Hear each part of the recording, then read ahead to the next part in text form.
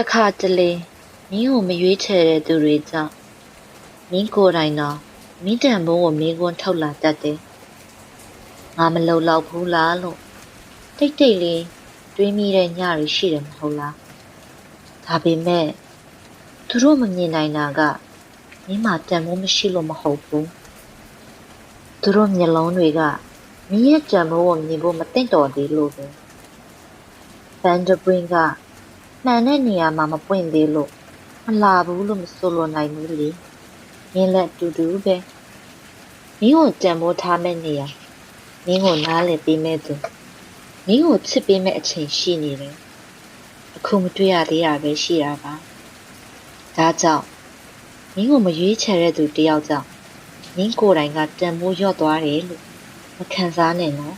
။မင်းကတန်ဖိုးရှိပြီးသားလူတယောက်ပါ။